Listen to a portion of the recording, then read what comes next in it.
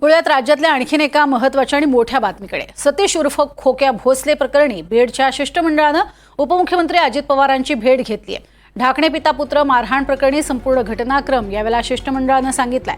तर या शिष्टमंडळानं भोसले उर्फ खोक्याची कुंडलीच उपमुख्यमंत्री अजित पवारांसमोर वाचून दाखवली आहे। यावेळेला आजच भोसलेला अटक करू असा शब्द अजित पवारांनी या शिष्टमंडळाला दिलाय। एकीकडे सतीश भोसले हा आमदार सुरेश धस यांचा कार्यकर्ता आहे आणि तो वारंवार अशा पद्धतीची मारहाण करत होता। अशा घटना समोर आलेल्या आहेत। अनेकांनी तक्रारीच दाखल केलेल्या नाहीयेत, मात्र व्हिडिओच्या माध्यमातून कशा पद्धतीने ही मारझोड होतीये ते मात्र स्पष्ट दिसलेलं आहे।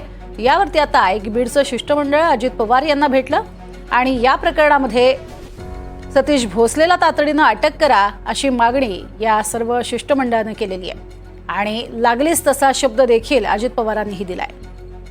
अधिक माहिती घेऊयात, स्वानंद पाटील आमचे प्रतिनिधी आपल्या सोबत आहेत। स्वानंद, एकीकडे आपण बघतोय आमदार सुरेश धस यांचा कार्यकर्ता असल्यामुळे थेट अजित पवारांची भेट घेण्यात आलेली आहे। काय स्वरूपाचं आश्वासन मिळालंय?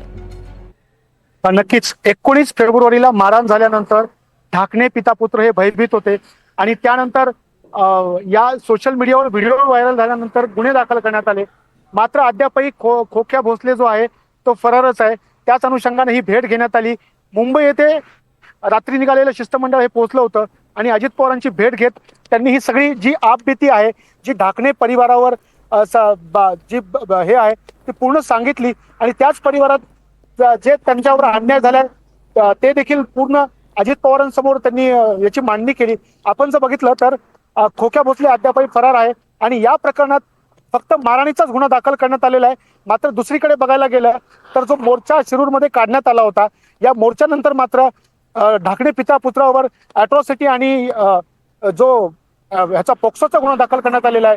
या गुन्ह्यानंतर कुठेतरी अन्यायाची भावना जी आहे ती ढाकणे परिवाराच्या मनात निर्माण झाली होती आणि त्याच अनुषंगाने शिष्टमंडळाने ही अजित पवारांची थेट भेट घेतली आणि सगळी जी कुंडली आहे खोक्याची ही पूर्ण कुंडली मांडलेली आहे। अद्यापही वन्य विभागाकडून कुठलाही गुन्हा वन्यजीव संरक्षण कायद्याअंतर्गत खोक्यावर दाखल करण्यात आलेला नाहीये।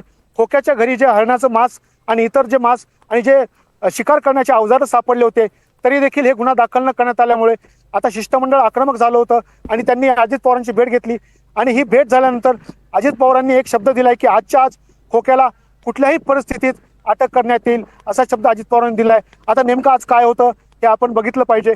मात्र शिष्टमंडळाने भेट घेतल्यानंतर कुठेतरी खोक्या आज अटक होतो का हे बघणं महत्त्वाचं ठरणार आहे। नक्कीच स्वानंद, तुर्तास धन्यवाद या संपूर्ण सविस्तर माहितीसाठी।